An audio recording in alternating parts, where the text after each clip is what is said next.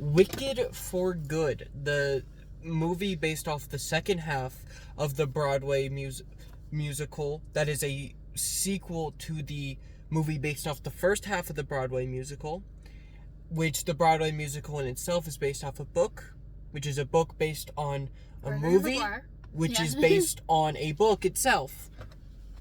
There are layers here of source material.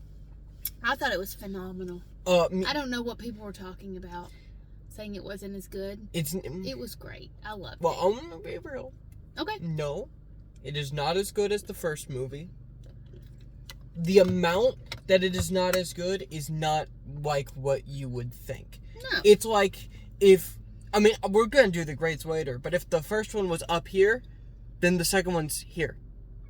It's not a big difference. It's not. It's barely noticeable for your average viewer to even notice a drop off in quality. You could watch because I know people are gonna do this because people do this with like other 2-part movies like Hunger Games or the last 2 Harry Potters or The Last Twilight or Kill Bill or any other or Batman: The Dark Knight Returns or Batman: The Long Halloween. Any movie that's 2 parts, people watch them together, and people will do that with this.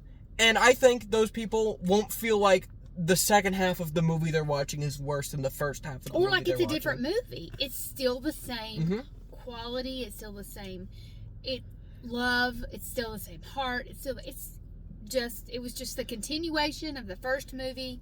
And I do know that they shot it all together, and I do think that makes a huge difference of continuity. It makes it feel like one movie, which is wonderful. That having been said, yes, I will get into this later. First is positives, of course. Okay. I do have more gripes with this than I do with the first part. Was that your positives, that it was good? No, I have like actual things. Okay, positives. Okay, so first thing, and this is purely a me thing, so much more Jeff Goldblum. And that makes it so much funner to me because he is one of the funnest actors I think ever born. Even though he's playing somebody who's not a good person, he's still playing somebody who's a very charismatic Jeff Goldblum person. So it's still fun. He is, yes. I think all of the stuff with Fiyero and Elphaba is done really well. Yes. The only stuff in this... Okay, so that's your positives. My positives. But wait, I do have to talk about the songs, some positives. Okay. They're all good. Majority of them are good. Worst one, this sucks to say, the worst song in terms of how good the singing quality is of course Jeff Goldblum's. But he's not a singer, so catch him a break.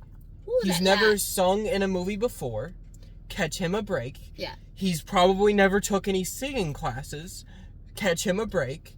And number 3, he's able to make that musical sequence entertaining even though the singing is bad just by being Jeff Goldblum, which is just as entertaining as if it was anyone else singing those lyrics but they were a good singer. Oh, yeah. Like, him just being Jeff Goldblum and doing Jeff Goldblum-y things makes you not realize that song is bad while you're watching it. I don't know if it would feel that same way if you were just listening to it with audio, but with seeing Jeff Goldblum on screen, it works. Okay. But that's the worst song. All the other songs are done well. I think everything done with Elphaba and Fiyero is done really well. Jonathan Bailey, of course, knocks it out of the park. Sexiest man alive. And so does... It's official. And so does Cynthia Erivo. Yes. She knocks it out of the park again. Negatives, I don't think the majority of the stuff in this one having to do with the relationship between Elphaba and Glinda was done well. And I also don't think anything in this movie having to deal with Buck, who, spoilers, ends up becoming the Tin Man, was done very well in this. I don't. So those are my negatives. Okay. Well, and that's your negatives and your positives. I do have one more positive. Okay. And that is that I forgot it because I was talking negative, talking smack. I need to go back into my brain, find the positive thing. Okay. That I forgot to mention what it was. Do you want me to talk for a minute and you yes. can think of it? Okay. So I did not have any negatives really. That I can think of. It did feel slower, just a little bit, than the first movie, but that, not necessarily a negative, I guess.